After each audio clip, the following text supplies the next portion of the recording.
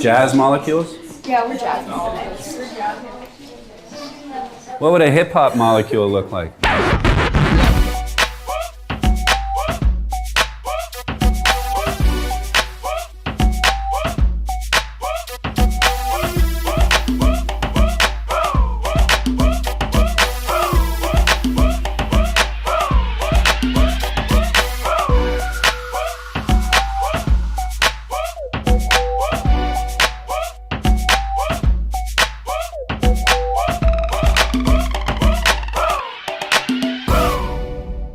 My intention with the Dance of the Molecules has to do with a concept that is rather abstract for this age group to grasp readily. And I've found that by giving them this dance to do, it helps them understand this concept.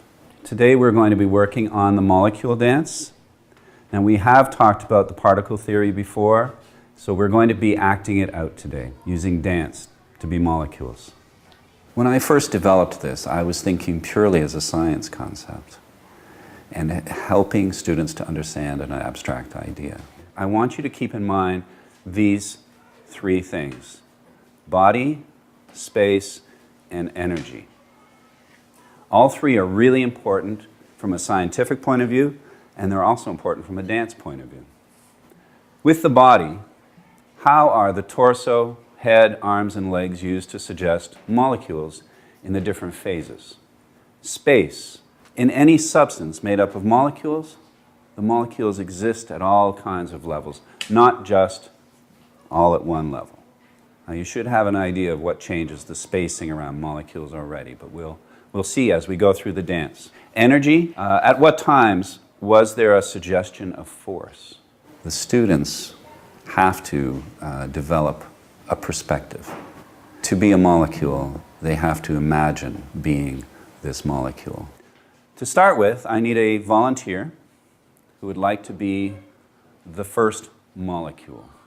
I wanted to be a molecule partially because I'm like a lot of people in my class. I like being visual and doing it, and acting it out sort of helps me understand the particle theory and how everything sort of works. So I need you to strike a pose, but I also need a water molecule.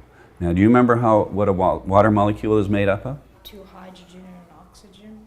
Okay. Now, can you suggest 2 hydrogen and 1 oxygen with your body? And where are the hydrogen?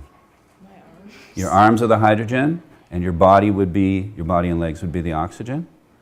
Okay. And is that your pose? Yeah. Can you hold that? I need another molecule.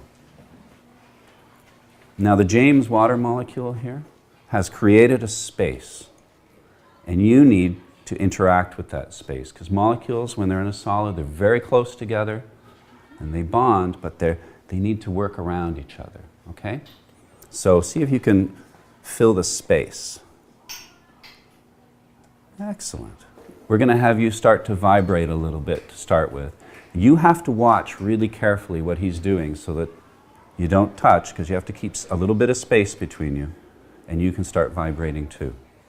It's pretty rare that we have just 2 molecules together, so maybe we could have a few more molecules come up here. So look for a space. So here we have molecules in a solid form. Could you freeze for a moment, please? The molecules are still moving, but they're in a solid form, like your desk or your chair or the floor. How is it that they're still moving? Like a puzzle kind of put together, and then it's kind of like shaking around a bit, but it's still holding its form. If they're shaking a little bit, what does that tell you about their level of energy? Energy is really low. They're not moving very much, so the energy must be low.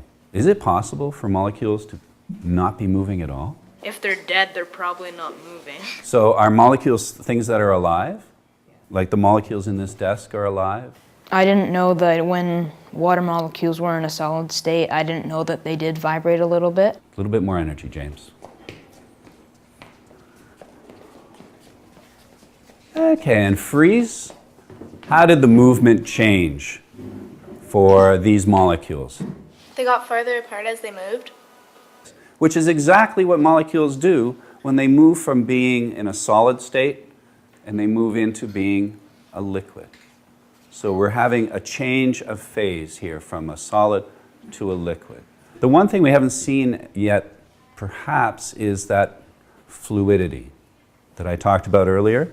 See if that happens as the molecules begin to interact a little differently. A little bit more energy, James.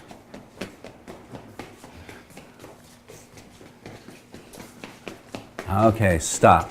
What phase of matter are they in right now? Maybe they're liquid Why do you think a liquid? because they're moving more. They are moving more. Is there anything else that they're doing that tells you they must still be in a liquid form? They're moved apart a little bit, and they're still moving around each other. They're still fairly close. That's because in a liquid form, the molecules are still bonded to each other. Okay, James, a little more energy, please. More energy. Stop. It's starting to happen. Look at the molecules. What's happened to their spacing? They all have more room. They all have more room. So they were moving pretty quickly, but they're still close together, so they must still be a liquid. These two have broken free. They must be a gas now. And using the dance has worked really well, and I find that all of my students, including students who are on IEPs and special programs, they can grasp that concept when I take them through the dance.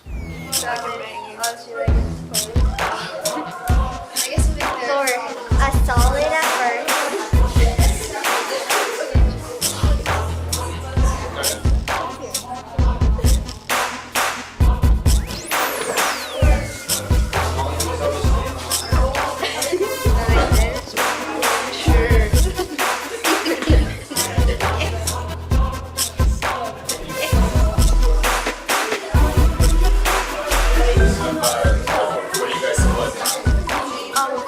It kind of helped me with doing the dance because you actually got to act it out so you knew what you were doing and what it was about. Assessment for Dance of the Molecules. Really, it's a follow-up right after they've had the opportunity to be the molecule or to watch the molecule.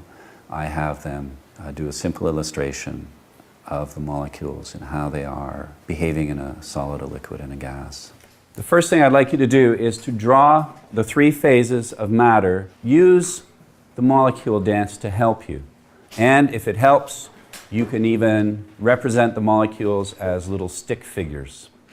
And since we had 4 dancers, use 4 molecules. How does that look in a solid, a liquid, and a gas? As soon as I say dance, molecule dance, the light goes on again. They remember that. They may not remember the picture in the textbook, they may not remember the paragraphs that went along with the picture explaining the concept, but they remember the dance. The question I want you to answer is, it has 2 parts to it. Did this help you learn something about molecules and the way they behave? The second part is, what helped you more, watching it or doing the dance? We're going to be doing a 3-step interview. There is a person who is interviewed. So we're going to get to see an explorer or somebody connected to an explorer, and they will be interviewed by someone. That's the second person. And the third person is like a reporter, and the reporter will be taking jot notes, getting down the important information from the interview. Then we rotate so that each person in the group has the opportunity to play the historical person, historical figure, and also be the interviewer and the reporter. With the 3-step interview, I wanted to give them an opportunity to learn some information through drama. I'm the wife of Christopher Columbus. I'm Christopher Columbus's mother. And I'm Queen Isabella I. I was really pleased with how thoroughly the students wanted to research. I actually extended the process because they became immersed in their research, not just through the textbooks, but they also were going online and finding information through the board's website, as well as as others, and it also gave me a chance to talk to them about what are trustworthy websites to get information from and what are websites you need to be careful with. We were reporting live from Spain on April 6, 1503. Oh, here she comes now. Hello, hi. What is your name? My name is Suzanne Fortunarosa, mother of Christopher Columbus. The Christopher's mother is sort of wearing all white because that's what we found pictures on. In 1451, I gave birth to Christopher, the oldest of my 5 children. My other children are Bartholomew, Giovanni Pellegrino, Biancanetta, and Diego. Do you agree with this theory of the world being spherical? Yes, I do now, after his voyage. Were you really proud of your son when you found out that he would be sailing to try and find, well, India? Yes, I was proud, especially that the Queen took part and helped him. What is your name? My name is Donna Philippa Moniz Perestrela, wife of Christopher Columbus. Who supported Christopher with his theories and wishes to go sailing? I, of course, supported Christopher, for he is my husband. His mother, Suzanne, also supported him, although at first she thought he was just imagining silly things. How do you think Christopher's voyages changed what people thought of the shape of Earth? I think that some people found that the world was spherical and not flat. What's your name? My name is Queen Isabella I. When did you take the throne? I took the throne in 1474. What do you think of the Indians Christopher brought back from Spain? People were using the Indians as slaves. I do not agree at all. Once I saw that, I returned them back to the New World and set them free. I wanted all Indians to be treated fairly. What made you decide to sponsor his voyage? I thought it was a good idea, and I thought for Spain it would help out a lot to know that they had someone who founded the land. Did you have updates on what was happening in the voyage? Not really, because we didn't have anything to really communicate back then, so. Didn't have any cell phones? There are activities that help everybody. Some benefit more from it than others, but it helps all of my students. Through the creative process, through the opportunity to be creative, it helps them understand the information that they're exposed to, and it helps them remember that information.